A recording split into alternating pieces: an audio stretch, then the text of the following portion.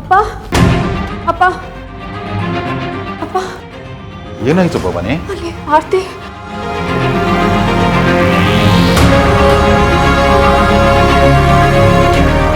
ಯಾಕ್ರಾಣಿ ನೀನು ಬರೋದಿಲ್ವಾ?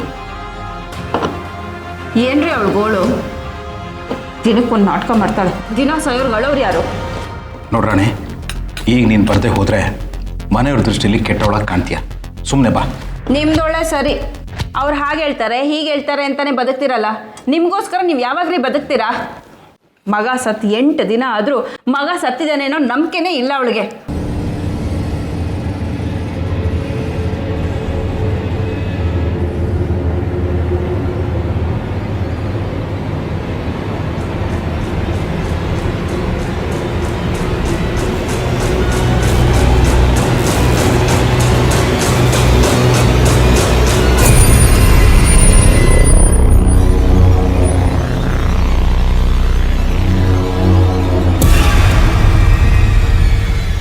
ಮಮ್ಮಿ ಏನ್ ಮಾಡ್ತಿದ್ದೀರಾ? ಚೈತ್ರ, ಇನ್ನೂ ನೀನ್ ಏನ್ ಮಾಡ್ತಿದ್ಯಾ? ಸ್ಕೂಲ್ ಗೊತ್ತಾಗ್ಲಿಲ್ವಾ? ಹೋಗ್ ರೆಡಿ ಆಗು. ಚಿರು ಅಲ್ಲಿ ರಾಣಿ ಅತ್ತೆ ಜೊತೆ ಇದ್ದಾನೆ ಅನ್ಸುತ್ತೆ, ಹೋಗ್ ಕರ್ಕೊಂಡ್ ಬಾ.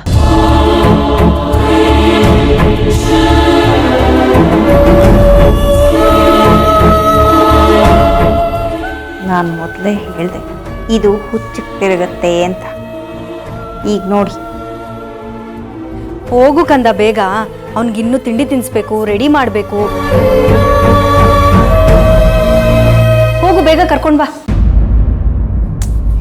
ಹೋಗು ಚೈತ್ರ. ಚೈತ್ರ, ಯಾಕೆ ಅಳ್ತಾ ಇದೆಯಾ?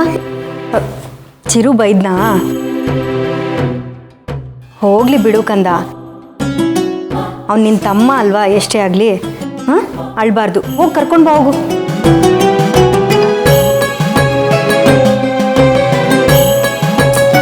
ಚಿರು,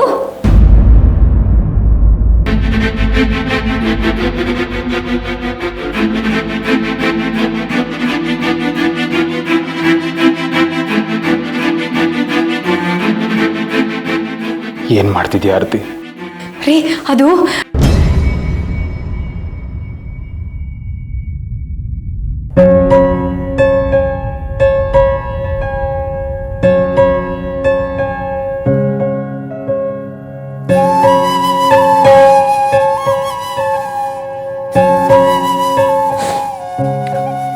ಅಶೋಕ್ ಚಿರು ಇದ್ದಾನೆ ಅಂತ.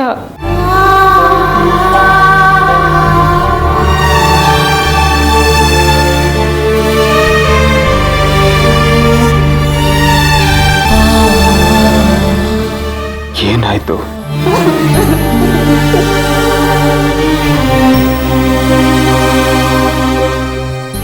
ಅಶೋಕ್, ನಾನು ನನ್ನ ಮಗನ ಹತ್ರ ಕ್ಷಮೆ ಕೇಳಬೇಕು ಅಶೋಕ್.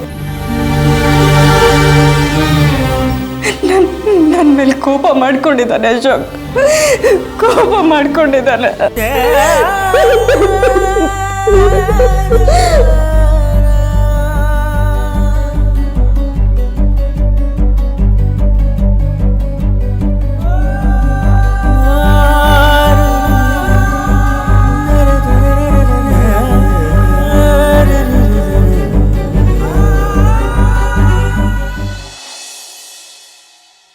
ಎಲ್ಲಿದ್ಯಾ? ಇನ್ನೆಲ್ಲಿ? ಮನೇಲಿ. 1 ವೀಕ್ ಮೇಲಾಯ್ತು, ಇನ್ನೂ ಸರಿ ಹೋಗಿಲ್ವಾ? ಪ್ಲೀಸ್, ಅದೊಂದು ಬಿಟ್ಟು ಬೇರೆ ಏನಾದರೂ ಮಾತಾಡು. ಅಶು, ಹೀಗೆ ಹೇಳ್ತೀನಿ ಅಂತ ನೀನು ಬೇಜಾರಾಗಬೇಡ.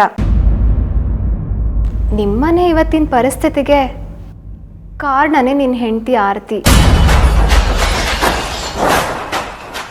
ವಾಟ್ ಡು ಯು ಮೀನ್?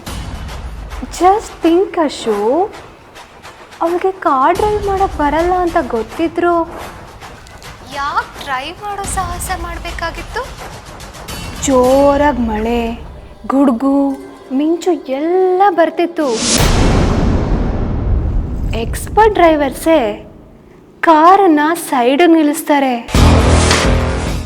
ಅಲ್ಲ, ಮನೆಯಲ್ಲಿ ಕೃಪಾಕರ್ ಜಯಸಿಂಹ ಇಬ್ಬರು ಇದ್ರು. ಅವ್ರ ಹತ್ರ ಯಾರ ಹತ್ರನಾದ್ರೂ ಡ್ರಾಪ್ ತಗೊಬೋದಿತ್ತಲ್ಲ. ಇವಳೆ ಯಾಕೆ ಡ್ರೈವ್ ಮಾಡೋ ನೀರ್ ಥರ ತಗೊಂಡ್ಲು? ಇದನ್ನೆಲ್ಲ ಯಾಕೆ ಹೀಗೆ ಪಾಯಿಂಟ್ ಔಟ್ ಮಾಡ್ತಿದ್ಯಾ ನೀನು? Because I have so many doubts.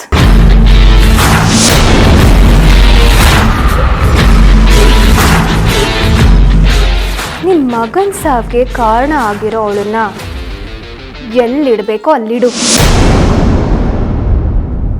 ಯಾರಿಗೆ?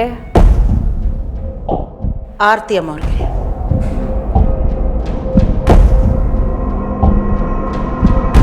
ಬಾಬಾ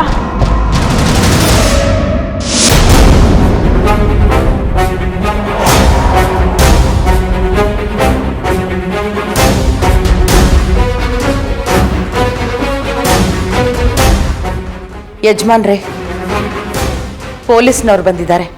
ಹಾಂ, ನನಗೆ ಆಮೇಲೆ ಕಾಲ್ ಮಾಡ್ತೀನಿ.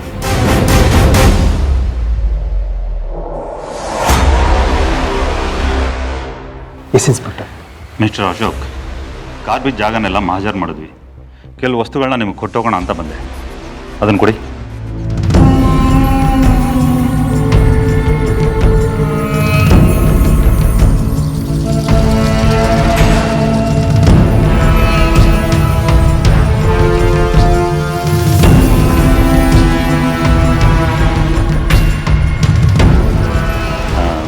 ಮತ್ತೇನಾದರೂ ವಿಷಯ ಇದ್ದರೆ ತಿಳಿಸಿ. ಓಕೆ, ನಾನಿನ್ನು ಬರ್ತೀನಿ.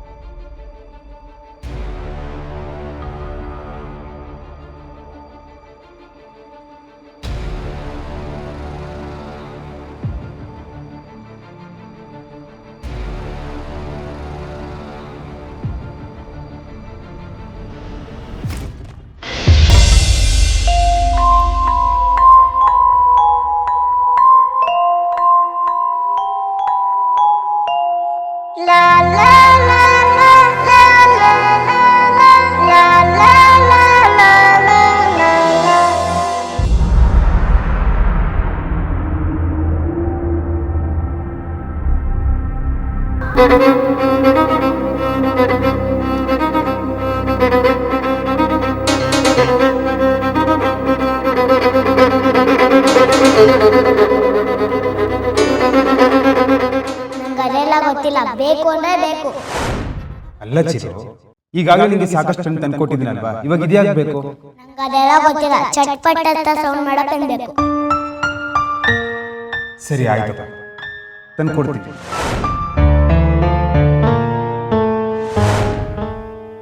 ಚಿರು,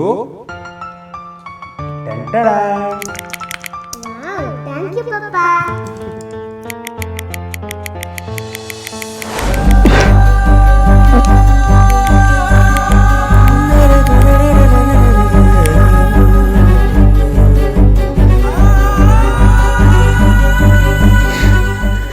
ಸಮಾಧಾನ ಮಾಡ್ಕೊಳ್ಳೋ, ಸಮಾಧಾನ ಮಾಡ್ಕೊ. ಚಿರುಗೆ ಈ ಪೆನ್ ಅಂದ್ರೆ ತುಂಬಾ ಇಷ್ಟಪ್ಪ, ತುಂಬಾ ಇಷ್ಟ. ಈ ಪೆನ್ನು,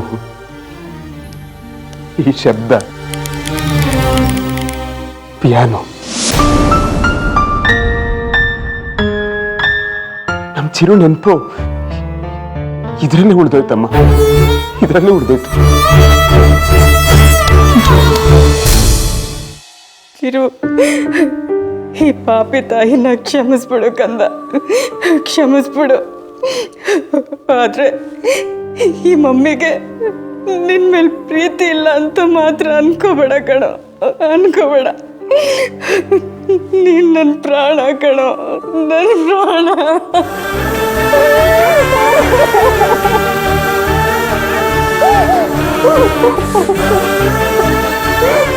ಮಮ್ಮಿ,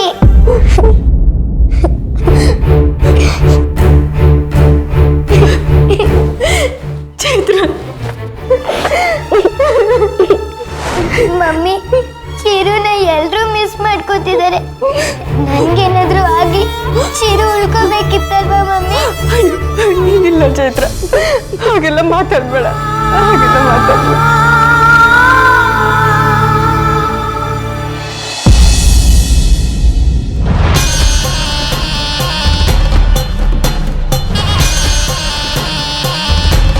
ನೀವು ಚಿರುನ ನೆನ್ಸ್ಕೊಂಡು ಅಳೋದನ್ನ ನೋಡೋಕ್ಕಾಗ್ತಿಲ್ಲ ಅಮ್ಮವ್ರೆ.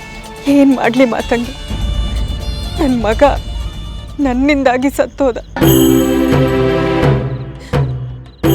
ಅವನನ್ನ ಒಂದ್ಸರಿ ನೋಡ್ಬೇಕು, ಅವನ ಹತ್ರ ಮಾತಾಡ್ಬೇಕು, ಈ ಅಮ್ಮನ್ನ ಕ್ಷಮಿಸು ಅಂತ ಕೇಳ್ಕೋಬೇಕು. ಆದ್ರೆ ಅದ್ಯಾವುದು ಆಗಲ್ಲ. ಅವನಿನ್ಯಾವತ್ತೂ ವಾಪಸ್ ಬರಲ್ಲ. ಈ ಅಮ್ಮನ ನೋವನ್ನ ಕೇಳಲ್ಲ. ಕೇಳ್ತಾನೆ.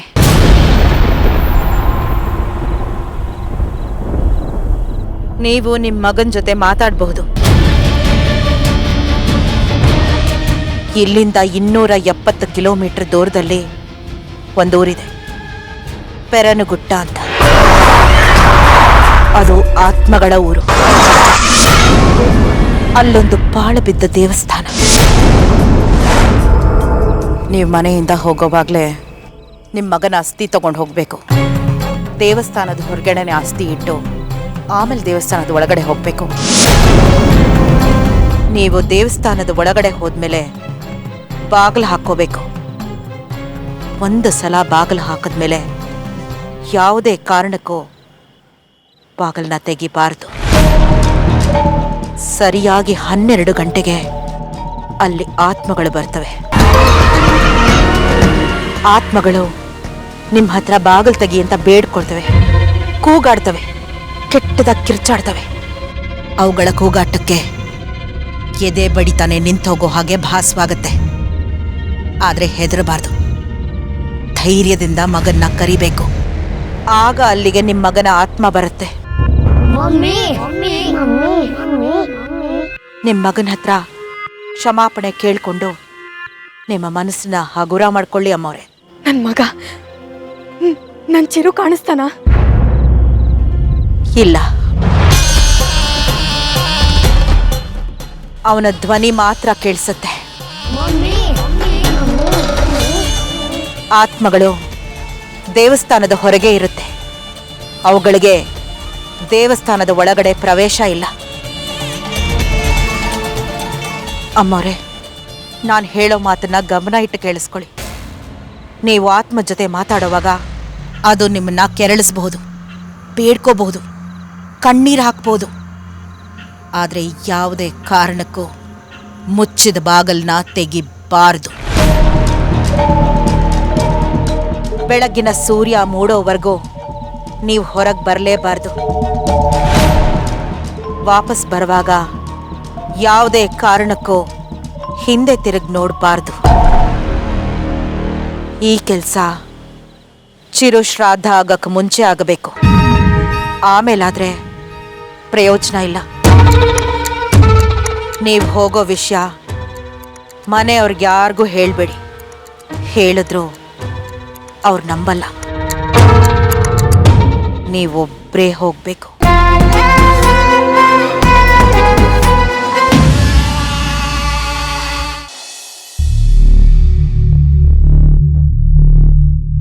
ಆತ್ಮಗಳ ಜೊತೆ ಮಾತಾಡ್ಬೋದಾ?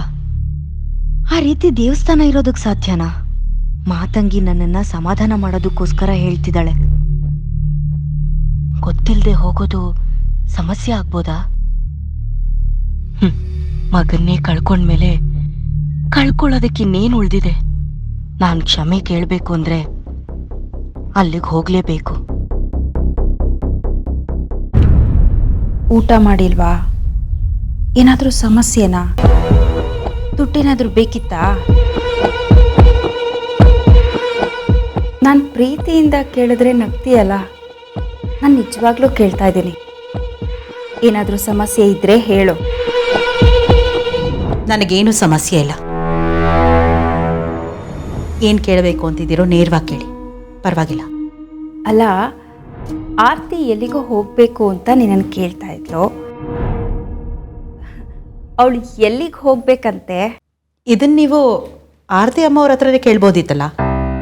ಪಾಪ ಆರ್ತಿ, ಚಿರು ಸತ್ತಾಗಿಂದ ಅವಳ ಮನಸ್ಥಿತಿನೇ ಸರಿ ಇಲ್ಲ. ಹುಚ್ಚುಚ್ಚಾಗಾಡ್ತಾಳೆ. ಏನಾದರೂ ಕೆಟ್ಟ ನಿರ್ಧಾರ ತಗೊಂಡ್ಬಿಡ್ತಾಳೇನೋ ಅಂತ. ಅದಾ, ಮಳೆ ಮಿಂಚು ಗುಡುಗು ಬಂದಾಗ ಹೊರಗಡೆ ಹೋಗ್ಬೋದಾ ಅಂತ ಅವ್ರು ನನ್ನ ಹತ್ರ ಕೇಳಿದ್ರು. ಅಂಥ ಸಮಯದಲ್ಲಿ ಹೊರಗಡೆ ಹೋಗಬೇಡಿ, ಮಿಂಚು ಬಡಿಬಹುದು ಅಂತ ಹೇಳಿದೆ. ನೀವು ಅಷ್ಟೇ, ಅಂಥ ಸಮಯದಲ್ಲಿ ಹೊರಗಡೆ ಹೋಗಬೇಡಿ.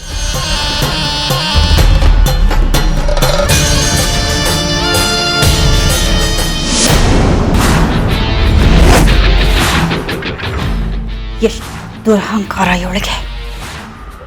ಮೊದಲು ಇವಳ ಮನೆಯಿಂದ ಆಚೆ ಹಾಕಬೇಕು. ಇವರಿಬ್ಬರು ಸೇರ್ಕೊಂಡು ಏನೋ ಡ್ರಾಮಾ ಮಾಡ್ತಾ ಇದ್ದಾರೆ. ಅದೇನು ಅಂತ ನಾನು ಕಂಡು ಹಿಡಿಲೇಬೇಕು.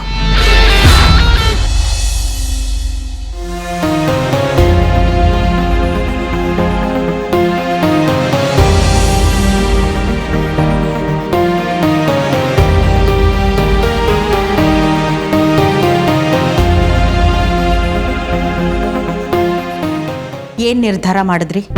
ನೀನು ಹೇಳಿದ ಜಾಗಕ್ಕೆ ಹೋಗಬೇಕು ಅಂತ ನಿರ್ಧಾರ ಮಾಡಿದ್ದೀನಿ. ಆಗ ಅವನ ಹತ್ರ ಮಾತಾಡ್ಬೋದಲ್ವಾ? ನಾನೇನು ತಪ್ಪು ಮಾಡಿಲ್ಲ ಮಗ್ನೆ ಅಂತ ಹೇಳ್ಬೋದು. ನೀನಿರೋ ಜಾಗಕ್ಕೆ ನಿಮ್ಮಮ್ಮ ಬಂದಿದ್ದಾಳೆ ನೋಡು ಅಂತ ಹೇಳ್ಬೋದು. ಆಗ್ಲಾದರೂ ಅವನು ನನ್ನನ್ನು ನಂಬ್ತಾನಲ್ವಾ? ನನಗದೇ ಮುಖ್ಯ.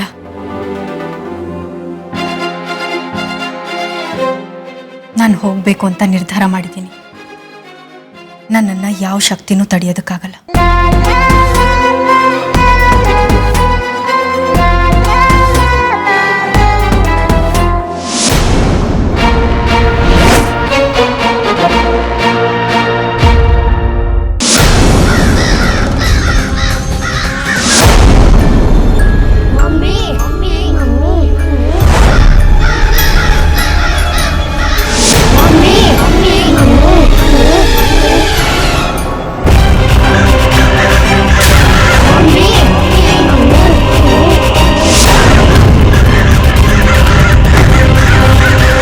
ಗುರುಗಳೇ, ಗುರುಗಳೇ,